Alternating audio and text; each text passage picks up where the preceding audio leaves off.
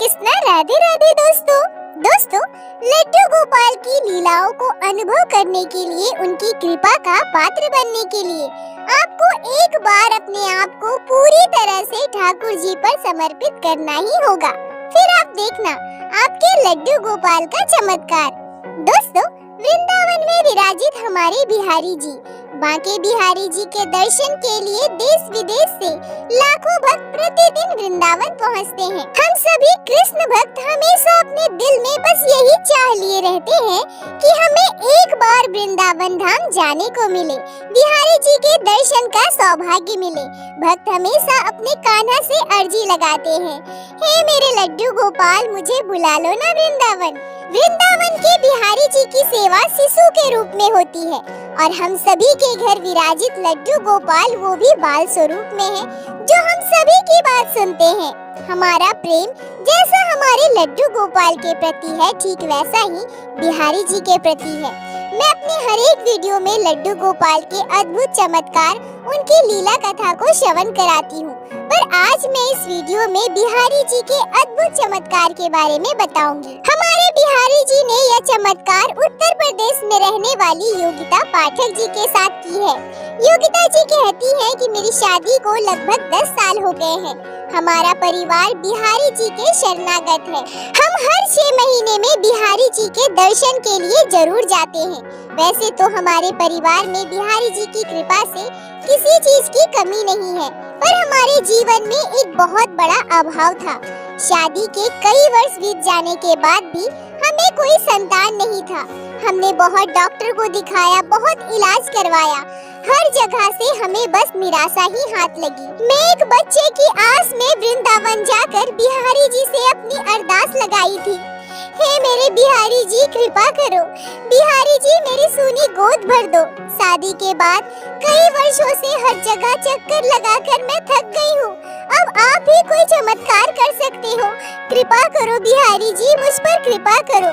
समय बीतता रहा, अभी मेरी गोद सूनी थी। मुझे ऐसा लग रहा था कि अब तो बिहारी जी भी मेरी अरदास नहीं सुन रहे हैं, मेरी अर्जी स्वीकार नहीं कर रहे हैं। अब मैं हर तरफ से थक चुकी थी, कहीं कोई आस नहीं, किसी से उम्मीद नहीं। अंततः थक हार कर जब हम 2018 में वृंदावन धाम बिहारी जी के दर्शन के लिए गए थे, तब हम वहाँ से लड्डू गोपाल का एक छोटा सा प्यारा सा विग्रह लेकर आए और पुत्र भाव से उनकी सेवा करने लगे। योगिता जी कहती हैं कि मैंने अपने जीवन काल में बुरा से बुरा समय देखा है। मेरी संतान न होने की वजह से मुझे बहुत ताने सुनने को मिले हैं। कई लोग तो हमने ऐसे भी देखे हैं जो जानबूझकर हमसे हमारे बच्चे के बारे में पूछा करते थे। मैं बहुत दुखी हो जाती थी और बहुत रोया करती थी, पर लड्डू गोपाल के घर आने के बाद मैंने उन्हें ही अपना संतान मान लिया था। अब हमसे कोई भी हमारे संतान के बारे में पूछता था तो हम यही कह देते थे कि लड्डू गोपाल ही हमारे संतान है। हम दोनों पति पत्नी लल्ला के साथ खूब खेलते थे, उनसे खूब लाड लड़ाते थे, भक्ति भाव प्रेम से उनकी सेवा किया करते थे। हम दोनों पति पत्नी अपने हर एक शौक, हर एक इच्छा अपने लड्डू गोपाल के साथ पूरा करते थे। हम एक शिशु की तरह लड्डू गोपाल को सुबह शाम पढ़ाते भी थे। छोटा सा स्कूल बैग, स्कूल यूनिफॉर्म, हर एक चीज हम लड्डू गोपाल के लिए लेकर आए थे। हर रविवार जब मेरे हस्बैंड की छुट्टी होती थी तो हम अपने बाल गोपाल को लेकर पार्क में घूमने भी जाते थे। बिल्कुल अपनी संतान की तरह अपने लल्ला का हर एक जरूरत का ध्यान रखते थे। धीरे धीरे हमारा प्रेम, वात्सल्य भाव लड्डू गोपाल के लिए बढ़ता गया। योगिता जी कहती हैं कि मैं कभी कभी बाल गोपाल के प्रेम में इतना खो जाती थी कि उन्हें वात्सल्य भाव से अपने स्तनों से लगा लेती थी। अपने लड्डू गोपाल में मैं पूरी तरह खो चुकी थी। लोग हम पति पत्नी को भला बुरा भी कहते थे, पता नहीं क्या क्या कहते थे। कई लोग तो यह भी कहते थे कि बच्चा न होने की वजह से हम जरूरत से ज्यादा अपने ठाकुर जी से प्रेम जता रहे हैं, हमारा दिमाग सही नहीं है। पर हम पति पत्नी को अपने लड्डू गोपाल के अलावा कुछ भी नजर नहीं आता था। हमें बस इतना पता था कि वो हमारे पुत्र हैं, हमारे संतान हैं, उन्हें हम प्रेम करते हैं। कुछ समय के बाद एक दिन हम पति पत्नी वृंदावन धाम बिहारी जी के दर्शन के लिए गए। वहाँ जाकर हमने बिहारी जी से अर्जी भी लगाई उनसे कहा कि हे बिहारी जी, आप लड्डू गोपाल के स्वरूप में साक्षात हमारे घर आ गए। अब हम पर बस इतनी कृपा करना, हमारा साथ कभी मत छोड़ना। आप हमेशा हमारे साथ रहना और इसी तरह से अपना वात्सल्य भाव, अपनी कृपा मेरे ऊपर और मेरे परिवार के ऊपर निरंतर बनाए रखना। बिहारी जी के दर्शन के बाद हमने बाकी सारे मंदिरों के दर्शन किए और अगले दिन हम घर वापस आ गए। घर आने के बाद सभी अपने अपने काम में व्यस्त हो गए। बिहारी जी के दर्शन के कुछ ही महीने के बाद हमारे साथ एक चमत्कार हुआ। अगले 3 महीने के बाद मुझे यह महसूस हुआ कि मैं गर्भवती हूँ। मैं यह खुशखबरी अपने परिवार में बताई। परिवार के सभी लोग बहुत प्रसन्न हुए। मेरे हस्बैंड का तो खुशी का ठिकाना नहीं था। योगिता जी रोते हुए कहती है कि मैं दौड़कर अपने घर के मंदिर में गई और पूर्ण विश्वास के साथ बिहारी जी के चित्रपट को प्रणाम किया, उनका धन्यवाद दिया और बड़े ही प्रेम से अपने लड्डू गोपाल के श्री विग्रह को गोद में उठाई, उनसे लाड लड़ाने लगी, उनसे प्रेम करने लगी। धीरे धीरे समय बीतने लगा, परिवार में खुशियाँ बढ़ने लगी। सभी नए मेहमान के आने का बेसब्री से इंतजार करने लगे। तभी एक दिन अचानक मेरे पेट में दर्द उठा। मुझे अस्पताल ले जाया गया। डॉक्टरों ने कहा कि हमें अभी ऑपरेशन कर बच्चे की डिलीवरी करनी पड़ेगी, पर यह मेरा 7वां महीना चल रहा था।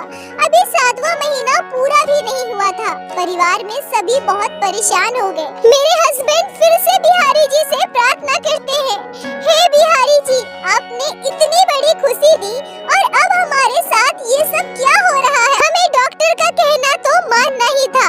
मेरा ऑपरेशन हुआ और अगले ही दिन मैंने प्यारे से पुत्र संतान को जन्म दिया। बच्चे के जन्म पर मेरे मायके वाले, ससुराल वाले सभी बहुत खुश थे। बधाई देने वालों का तांता लग गया। दोनों परिवार खुशियाँ मना रहे थे, एक दूसरे को बधाई दे रहे थे।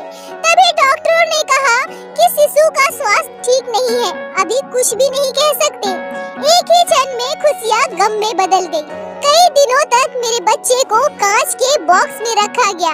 डॉक्टर ने कहा क्योंकि डिलीवरी का समय पूरे 9 महीने का माना जाता है, 10-15 दिन आगे पीछे हो तो भी चलेगा, पर हमारे बच्चे का जन्म 7 महीने के पहले ही हो चुका था, जिस वजह से बच्चे का स्वास्थ्य बिल्कुल भी ठीक नहीं था। डॉक्टर ने कह दिया अभी हम कुछ भी नहीं कह सकते, बच्चे की हालत बहुत खराब है, बचना बहुत मुश्किल है। योगिता जी कहती है कि अगले 7-8 दिनों में मुझे हॉस्पिटल से छुट्टी मिल गई, पर मेरा बच्चा अभी भी कांच के बक्से में बंद था, अस्पताल में एडमिट था। ऐसे ही 1 महीने बीत गए, पर अभी भी डॉक्टरों का यही कहना था कि हम कुछ भी नहीं कह सकते जब तक बच्चे की हालत में कोई सुधार ना हो। ऑपरेशन से मेरे बच्चे का जन्म हुआ था। मैं भी पूर्ण रूप से स्वस्थ नहीं थी, पर ऐसी अवस्था में ही मैं प्रत्येक दिन अपने हस्बैंड के साथ अस्पताल अपने बच्चे को देखने जाती थी, मन में बस एक आस लिए कि आज मेरा बच्चा ठीक होगा। आज डॉक्टर यह कहेंगे कि आपका बच्चा खतरे से बाहर है, आप अपने बच्चे को अपने साथ घर ले जा सकते हैं, पर हमारे साथ यह नहीं हो रहा था। हमारे बिहारी जी हमारी अरदास नहीं सुन रहे थे। मेरे लड्डू गोपाल मुझ पर कृपा नहीं कर रहे थे। हम पति पत्नी प्रत्येक दिन लड्डू गोपाल के आगे रोते थे, बिहारी जी से प्रार्थना करते थे। वर्षों बाद इतनी मुसीबत झेलने के बाद हमारे घर एक शिशु का जन्म हुआ है, पर वो भी इस अवस्था में है। मेरे हस्बैंड से रहा नहीं गया। उनके मन में बिहारी जी के पास जाकर उनसे अर्जी लगाने की भावना जागी।